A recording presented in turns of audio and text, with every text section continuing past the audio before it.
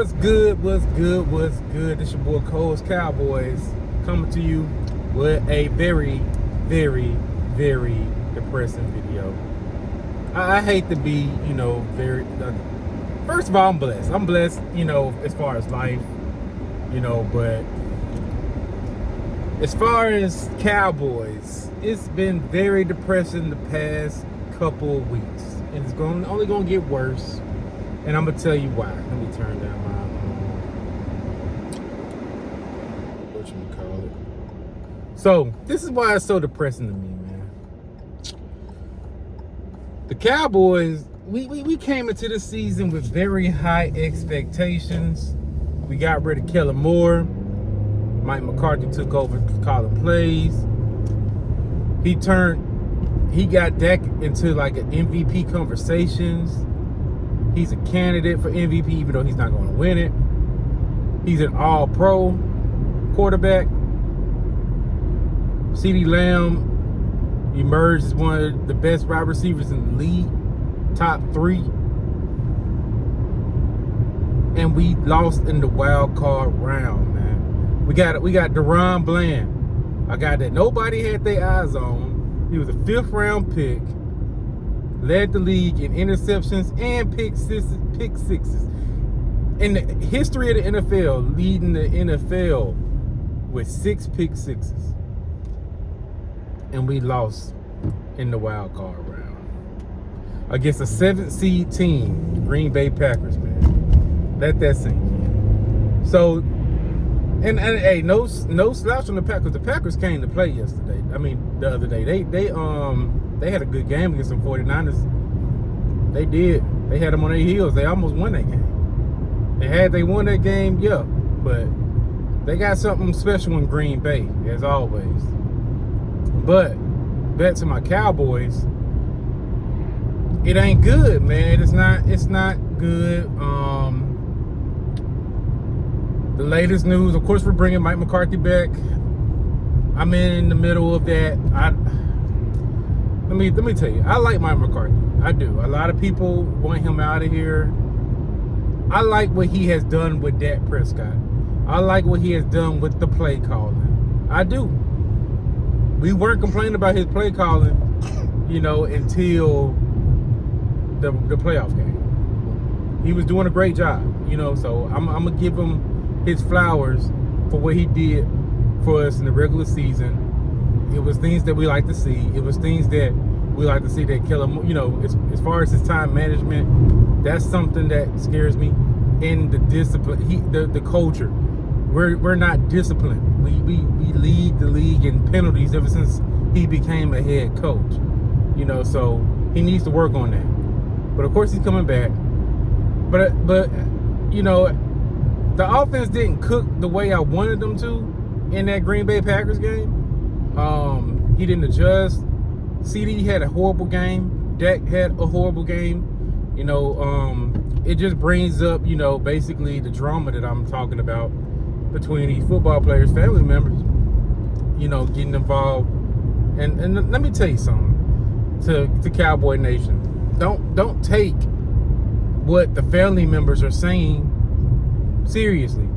So my guy, BJ Nix, he scoped out a a lot of people taking credit from off his work.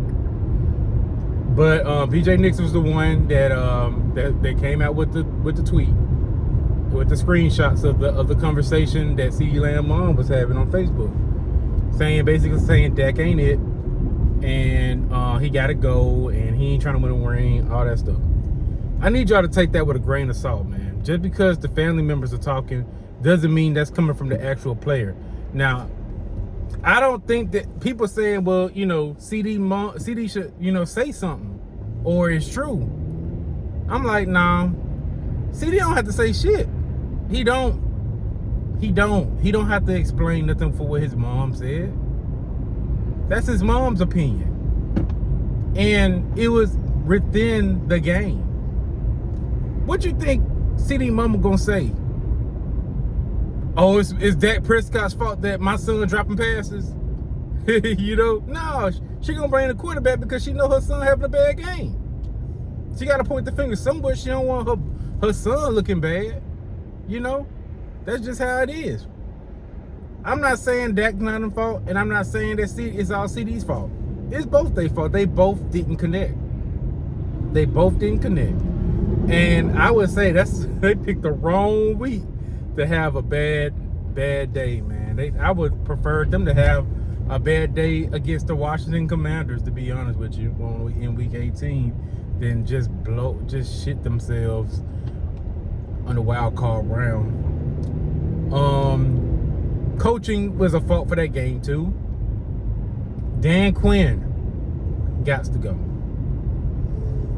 And I know a lot of people like, well, y'all was beating the table for Dan Quinn, you know what I'm saying? And yes, we were. Yes, we were. But as fans, as long as you're winning, you overlook the problems. Same for like how the Eagles were. The Eagles, they had a lot of problems, but they were winning, so they was like, oh, okay, we'll be okay. But they knew problems was there. You see what I'm saying? That's what we was doing too when it came to the defense. And when we was beating up on teams that was, weaker than us, that, just was, didn't match up to us at all, the defense looked elite. But when we ran into the 49ers, the Buffalo Bills,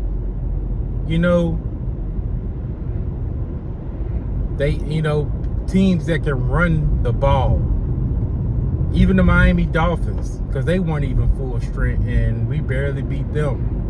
I mean, they barely beat us, but we were barely up there. They weren't even at full strength. They had injuries going on. The defense never showed. The defense didn't show all those flashy pick sixes and all that stuff. They didn't show up. So here we are being exposed. And defense got exposed. Dan Quinn got exposed. So I want Dan Quinn off my team because it's a trend too. Did you know that the teams that really have Dan Quinn's number come from the Shanahan tree? I mean, this dude can't even beat guys from the Shanahan tree that he worked with. He can't beat them. He can't beat the 49ers on defense. He can't beat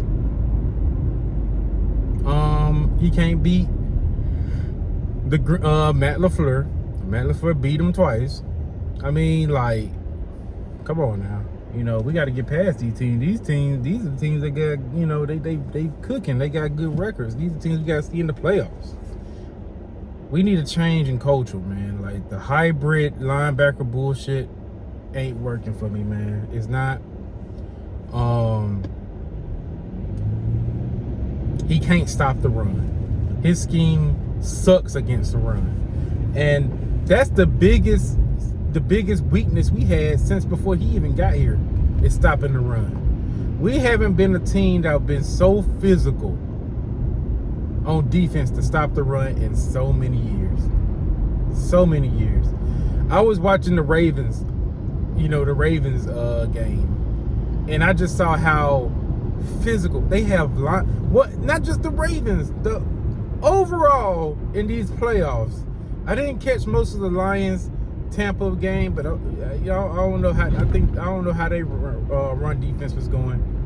But I did see the Ravens game, and I did see the 49ers Green Bay Packers game. Even though it was a lot of breakout tackles, but on the running game. But the 49ers, that's a team that can stop the run. They can pretty much stop the run pretty much. The Ravens were like on top of it.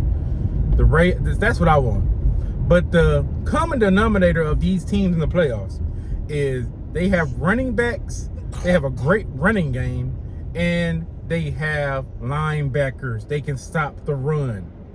That's something that we failed to do. People want to blame coaching and throw it on players. We also got to blame the front office. And people be like, well, y'all wasn't blaming the front office throughout the season. It's the off season. We lost. It's time to look at the whole full picture. So I'm going to pivot back to the offseason. Yes, I was happy that we went on ahead and got Brandon Cooks, especially on a good deal. Yes, I'm proud of them for getting Stephon Gilmore. That really played a big part in our season when we lost Trayvon Diggs. But that's it. That's it.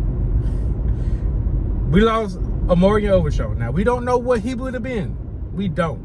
And he still falls to one of them little hybrid guys. You know, he's not a big guy. He's the same, you know, basically Marquise Bill filled in for him. Marquise Bill just 205. That's not enough. You need a guy, you know, a hard hitter. Somebody like a Patrick Queen, you know, type of thing, or Roquan Smith. A real linebacker. That's what we need. Then we lost LVE. And then we end up losing Harper. We end up losing another linebacker. I forgot his name. But we became very weak in linebacker, and we did nothing to solve that. You know, we had opportunities of drafting some real linebackers in the draft. We didn't do it. Our 2023 draft was trash. That draft class is trash. None of them contribute into this season. Mozzie Smith didn't. I know a lot of people want to bang the table for Mozzie Smith. I'm going to be real with you.